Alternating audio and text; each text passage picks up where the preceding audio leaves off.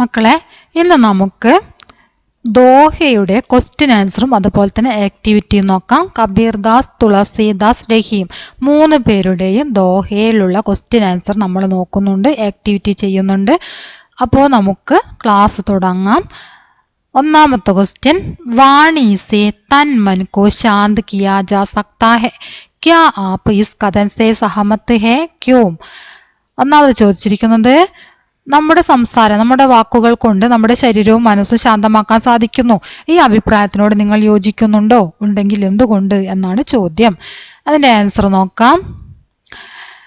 സഹമത്തുഹും, അതെ, അതിനോട് യോജിക്കുന്നുണ്ട്. മേ സഹമത്തുഹും എന്നും എഴുതാട്ടോ. അതെ, ഞാൻ അതിനോട് യോജിക്കുന്നു. ക്യോंकि हमें अहंकार रहित होकर प्रेम और विनम्रता से बातें करना चाहिए तो तन मन को शांत किया जा सकता है. എന്തുകൊണ്ടെന്നാൽ നമ്മൾ അഹങ്കാരമില്ലാതെ സ്നേഹത്തോടെയും വിനയത്തോടെയും സംസാരിക്കുകയാണെങ്കിൽ തൻ മൻകോ ശാന്തി കിയാ ജാ സക്താ ഹൈ, നമ്മുടെ ശരീരത്തിനെയും മനസ്സിനെയും ശാന്തമാക്കാൻ നമുക്ക് സാധിക്കും. അപ്പൊ നമ്മൾ എങ്ങനെയാണ് സംസാരിക്കേണ്ടതെന്നാണ് കബീർദാസ് പറയുന്നത്. നമ്മൾ ശാന്തമായിട്ട് സ്നേഹത്തോടെ സമാധാനത്തോടെ സംസാരിക്കുന്നത് അല്ലേ. ഔരോക്കോ ഹം കൈസേ സുഖ ദിലാ സക്തേ ഹൈ, മറ്റുള്ളവർക്ക് നമുക്ക് എങ്ങനെയാണ് സുഖം നൽകാൻ സാധിക്കുക. ജബ് ഹം ദൂസരോं के साथ പ്രേമപൂർവ്വ വ്യവഹാർ करते हैं, പ്രേമപൂർവക വ്യവഹാർ, അവിടെ നമുക്ക് നേക്ക് വ്യവഹാർ എന്നും എഴുതാട്ടോ. നേക്ക് പറഞ്ഞാൽ ഗുഡ് എന്നുള്ള അർത്ഥമാണ്. നേക്ക് വ്യവഹാർ, നല്ല പെരുമാറ്റം എന്നുള്ള അർത്ഥം. നേക്ക് ഇതും എഴുതാം, അതല്ലെങ്കിൽ പ്രേമപൂർവക് എന്ന് എഴുതാം.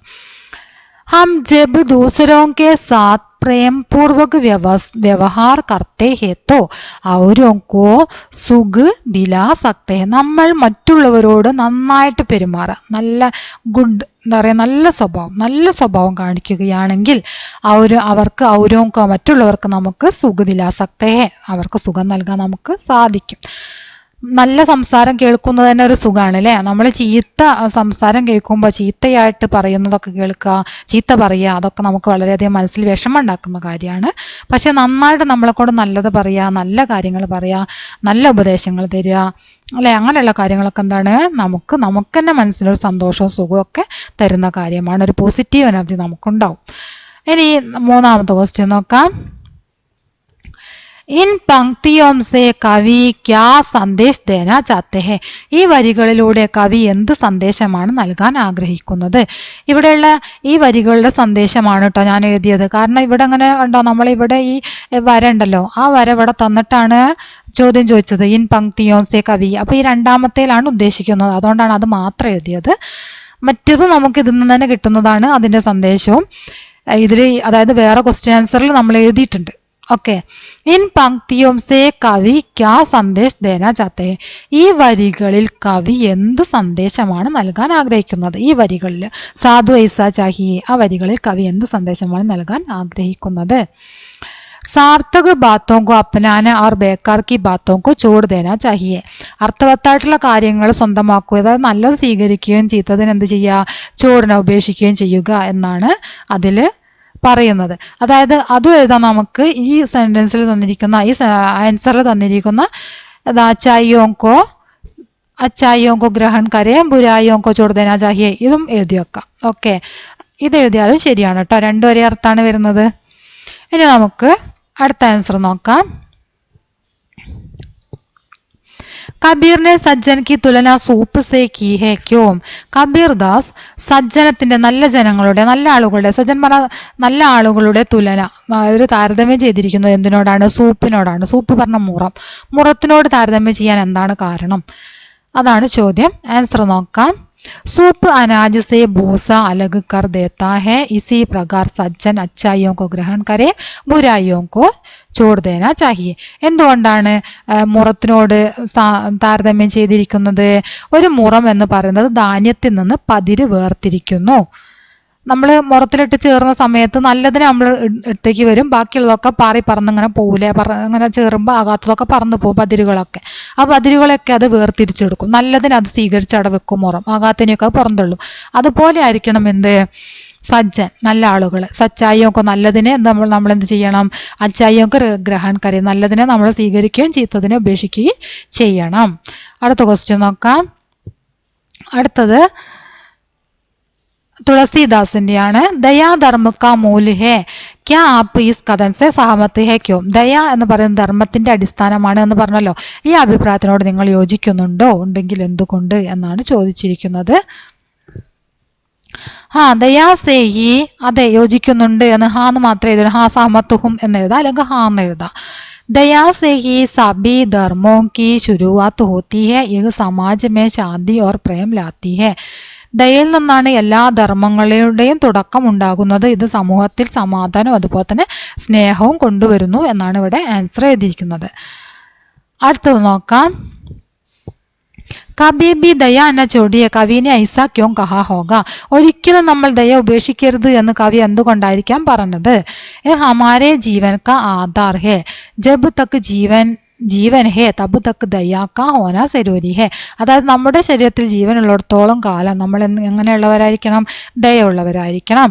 ക്യോങ്കി യഹ് മൻ കോ ശാന്തി ഓർ ഖുശ്ഹാലി ദേത്താ ഹേ. എന്തുകൊണ്ടെന്നാൽ ഇത് മനസ്സിന് കാരുണ്യവും അതുപോലെ തന്നെ മനസ്സിന് സമാധാനവും സന്തോഷവും ഒക്കെ നൽകുന്നു എന്നാണ് പറഞ്ഞിരിക്കുന്നത്. ദയാ ചോടനേക്ക് മൻ കഠോർ ഹോത്താ ഹേ, ദയ ഉപേക്ഷിക്കുന്നതിലൂടെ മനസ്സ് കഠോരമാകുന്നു.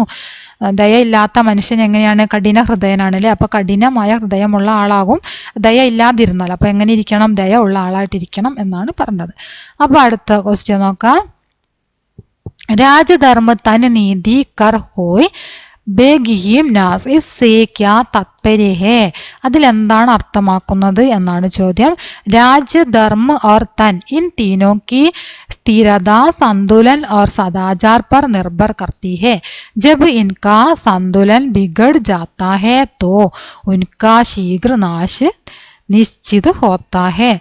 അതായത് ഈ മൂന്നിൻ്റെയും, അതായത് ഈ മൂന്നെന്ന് പറയുന്നത് രാജ്യം, മതം, ശരീരം, ഇതിൻ്റെ സ്ഥിരത, സന്തുലിതാവസ്ഥയെയും അതുപോലെ തന്നെ സദ്ഗുണപൂർണമായ പെരുമാറ്റത്തിനെ ആശ്രയിച്ചിട്ടാണ് ഇരിക്കുന്നത്.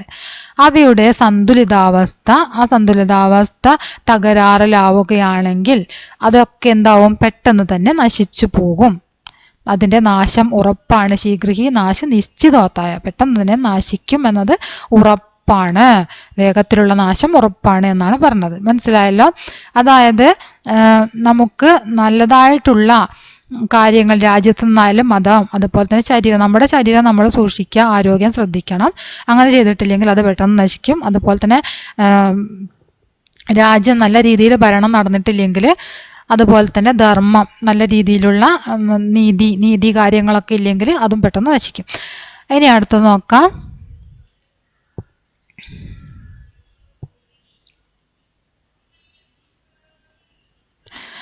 അടുത്തത് നമ്മൾക്ക് രഹീമിന്റെ ദോഹയാണ് നോക്കാൻ പോകുന്നത്. ഫഡ് ജായേ തോ നാ മിലേ इससे आप क्या समझते हैं, इन पंक्तियों से कवि क्या कहना चाहते हैं. ഫഡ് ജായേ തോ നാ മിലേ, ഇതിൽ നിന്നും താങ്കൾ എന്താണ് മനസ്സിലാക്കിയത്, ഈ വരികളിൽ നിന്ന് കവി പറയാൻ ആഗ്രഹിക്കുന്ന കാര്യം എന്താണ് എന്നാണ്. ഈ രണ്ട് ചോദ്യമാണ് നമ്മളിപ്പോൾ നോക്കിയത്. അതിന്റെ ആൻസർ നോക്കാം. मन मोती दूध और फूल जैसा कोमल और पवित्र होता है. മനസ്സ് മുത്ത്, പാല്, പൂവ് അതേപോലെ കോമളമായതാണ്, പവിത്രമായതാണ്. അഗർ യഹ് ടൂട്ട് യാ ബിഗഡ് ജായത്തോ, ഒരു പക്ഷേ ഇത് പൊട്ടിപ്പോവുകയോ ചീത്തയാവുകയോ ചെയ്താൽ ഉസേ പഹലെ ജൈസ ബന്ന ബഹുത്ത് മുഷ്കിൽ ഹോത്താ ഹെ, അതിനെ പഴയതുപോലെ ആക്കുക എന്നത് വളരെയധികം പ്രയാസകരമായിരിക്കും. മനസ്സ് തകർന്നാൽ അത് പഴയ നിലയിലേക്ക് വരാൻ പ്രയാസമാണ്. മുത്ത് പൊട്ടിപ്പോയാൽ നമുക്കതിനെ പഴയ രീതിയിലേക്ക് ആക്കാൻ സാധിക്കുകയില്ല. പാല് ചീത്തയായാൽ നമുക്കതിനെ പഴയപടി പാല് തന്നെ ആക്കാൻ സാധിക്കുകയില്ല. മൻ യാ പ്രേമ ബഹുത്ത് കീമത്തി ഹെ, മനസ്സ് അതുപോലെ തന്നെ സ്നേഹം വളരെ കീമത്തി വിലയുള്ളതാണ്. मन या प्रेम टूट जाए तो उसे फिर ठीक करना मुश्किल होता है. മനസ്സ് അല്ലെങ്കിൽ എന്താ പറയുക, മനസ്സ്, അതുപോലെ തന്നെ സ്നേഹം, ഇതൊക്കെ ഒരിക്കൽ തകർന്നു പോയാൽ അതിനെ വീണ്ടും നേരെയാക്കുക എന്നത് വളരെയധികം പ്രയാസമാണ്. ഇസ്ലിയെ സമ്പൽക്കർ രഖ്ന ചാഹിയെ. അതുകൊണ്ട് തന്നെ അത് നമ്മൾ എന്ത് ചെയ്യണം, നമ്മൾ അവയെ പിന്നെന്താ പറയുക, വിലമതിക്കണം. അതിനെ തകർക്കാതെ, നമ്മൾ അതിനെ വിലയുള്ളതാക്കിയിട്ട് തകർക്കാതെ നേരെ പൊട്ടാതെ കൊണ്ടു നടക്കണം എന്നാണ് പറഞ്ഞത്. ഒന്നുകൂടെ പറയാം, ഒരു ഹൃദയം അല്ലെങ്കിൽ സ്നേഹം വളരെ വിലപ്പെട്ടതാണ്. തകർന്നാൽ അത് നന്നാക്കാൻ പ്രയാസമാണ്. അതിനാൽ അവയെ നമ്മൾ എന്ത് ചെയ്യണം, അതിൻ്റെ വില നമ്മൾ മനസ്സിലാക്കണം. അതിനെ സമ്പാൽക്കർ രഖ്ന ചാഹിയെ, അതിനെ നമ്മൾ നിലനിർത്തി കൊണ്ടുപോകണം എന്നാണ് പറഞ്ഞിരിക്കുന്നത്. അടുത്ത ക്വസ്റ്റ്യൻ നോക്കാം. झटके से मत तोड़ना इसके समान आशय वाली पंक्ति चुन लें എന്നാണ് പറഞ്ഞിരിക്കുന്നത്. झटके से मत तोड़ना എന്ന അതേ അർത്ഥമുള്ള വരിയാണ് നമ്മളോട് തിരഞ്ഞെടുത്തെഴുതാൻ പറഞ്ഞത്. അത് മത്ത് തോരോ ചടുക്കായ്, അതായത് രഹിമാൻ ദാഗ പ്രേമക്ക മത്ത് തോരോ ചടുക്കായ്, അതാണ് അതേ ആശയം വരുന്ന വരി. രഹിമാൻ ദാഗ പ്രേമക്ക മത്ത് തോരോ ചടുക്കായ്. ഇനി അടുത്ത ക്വസ്റ്റ്യൻ നോക്കാം. ടൂട്ടെ പൈ ഫിർ നാ ജുരേ ഐസാ ക്യോ കഹാ ഹോഗ. പൊട്ടിപ്പോയാൽ പിന്നീട് അത് യോജിപ്പിക്കാൻ പ്രയാസമാണ്. എന്തുകൊണ്ടാണ് അങ്ങനെ പറഞ്ഞത്? ആൻസർ നോക്കാം. ക്യോങ്കി പ്രേമ സംബന്ധി ഏക് ബാർ ടൂട്ട് ജാനെ പർ വഹ് പഹലെ ജൈസി നിർമ്മൽ നഹി രഹ് സക്തി. എന്തുകൊണ്ടെന്നാൽ ഒരു പ്രേമബന്ധം ഒരിക്കൽ പൊട്ടിപ്പോയാൽ അത് വീണ്ടും കൂട്ടിയോജിപ്പിച്ചെങ്കിലും അതിന് ആ പഴയ നിർമ്മലത ഉണ്ടായിരിക്കില്ല, ആ പഴയ ആ ഒരു സ്നേഹം അതിനുണ്ടായിരിക്കില്ല എന്നാണ് പറഞ്ഞിരിക്കുന്നത്. അടുത്ത ക്വസ്റ്റ്യൻ നോക്കാം. അടുത്തത് സഹി മിലാലാണ്. വാണി, അതുപോലെ തന്നെ ബാണി എന്നത് വാണിയാണ്. വാണി വാക്ക്. ശീതൾ ശീതൾ. എഴുതിയത് നോക്കാം നമുക്ക്. ബാണി ബാണി, ആപ്പ അഹംഭാവ്, ശീതൾ ശീതൾ, തീനി തീനോ, നാസ് നാശ്, തോരോ തോടു, ജുരെ ജുഡെ, ആസ് ആശ. ഇതൊക്കെ നിങ്ങൾ നിർബന്ധമായിട്ടൊന്ന് പഠിക്കേണ്ടതാണ്. എക്സാമിന് ചോദിക്കാൻ സാധ്യതയുള്ളതാണ്. ഇൻ ആശയവാലി പങ്ക്തിയോ കോ ദോഹയും കെ ചാണ്ട്കർ ലിഖിയും എന്നാണ് അടുത്ത ക്വസ്റ്റ്യൻ. ഈ ആശയം വരുന്ന വരികൾ ദോഹയിൽ നിന്നും തിരഞ്ഞെടുത്ത് എഴുതുക. ഹമേ അപ്പനെ ശരീരമേ പ്രാണ രഹ്നെ തക് ദയാ ഭാവ് കെ ത്യാഗ്ന നിഹീം ചാഹിയേ. അതേ അർത്ഥം വരുന്ന വരിയാണ്. തുളസി ദയ എന്ന ചോടിയെ ജബ് തക്ക് ഗഡ്മേ പ്യാർ. ഇതാണ് നമ്മളെ ആശയത്തിൻ്റെ ലൈനായിട്ട് വരുന്നത്. അടുത്തത് നോക്കാം. സാർത്ഥക ബാത്തോ അപ്പനാന ചാഹിയെ और बेकार की बातों को छोड़ देना चाहिए. അർത്ഥവത്തായിട്ടുള്ളത് സ്വീകരിക്കണം. സാർ സാർ കോ ഗഹി രഹേ ദോദാ ദേയി ഉഡായ്. അതാണ് അതിൻ്റെ വരിയായിട്ട് വരുന്നത്. അഗർ പ്രേമ കാ ധാഗ ഏക് ബാർ ടൂട്ട് ജായേ തോ ഫിർ ഉസേ ജോഡ്ന മുഷ്കിൽ ഹോത്താ ഹെ. അഗർ ജുഡ് ബി ജായേ തോ ഉസ്മേ ഗാണ്ട് പട് ജാത്തി ഹെ. അതിൻ്റെ ആൻസറായിട്ട് വരുന്നത് രഹിമൻ ദാഗ പ്രേമക്ക മൻ തോരോ ചടുക്കായ് ടൂട്ടെ പൈ ഫിർ നാ ജുരേ ജുരേ ഗാഡ് പരിചായ്. അതാണ് അതിൻ്റെ ആൻസറായിട്ട് വരുന്നത്. ഇനി നമുക്ക് ലാസ്റ്റ് ക്വസ്റ്റ്യൻ എന്താണ്? പഠിത ദോഹക്ക് ആശയലിഖ എന്നാണ്. നമ്മളിവിടെ പഠിച്ചിരിക്കുന്ന എല്ലാ ദോഹകളുടെയും കബീർദാസിൻ്റെയും തുളസി രഹി 3 പേരുടെയും ദോഹകളുടെ ആശയം എഴുതാനാണ് പറഞ്ഞിരിക്കുന്നത്. അപ്പോൾ നമുക്ക് ആശയം എഴുതിയത് നോക്കാം. ഐസി വാണി എന്നാണ് നമ്മൾ ആദ്യത്തെ കവിത ദോഹയല്ലേ. അതിൻ്റെ അർത്ഥം ആ രണ്ട് വരിയായിട്ടാണ് എഴുതുന്നത് കേട്ടോ. 2 വരിയുടെ അർത്ഥമാണ് കബീർദാസ് कहता है कि ऐसी वाणी बोलो जिससे तुम्हारा अहंकार मिट जाए. ऐसी मीठी वाणी से तुम्हारा तन मन भी शांत रहेगा और दूसरों को भी सुख മിലേക. എന്താണ് കബീർദാസ് പറയുന്നത്? കബീർദാസ് പറയുന്നു, നിങ്ങളുടെ അഹങ്കാരത്തെ ഇല്ലാതാക്കുന്ന വാക്കുകൾ സംസാരിക്കുക. അത്തരം മധുരമുള്ള വാക്കുകൾ നിങ്ങളുടെ ശരീരത്തെയും മനസ്സിനെയും ശാന്തമാക്കുകയും മറ്റുള്ളവർക്ക് സന്തോഷം നൽകുകയും ചെയ്യും. അടുത്ത് നോക്കാം. സാധു ഐസ ചായി. 2ാമത്തെ ദോഹയാണ് നമ്മൾ നോക്കാൻ പോകുന്നത്. സാധു കാ സ്വഭാവ് സൂപ്പ് ജൈസ ഹോനാ ചാഹിയെ.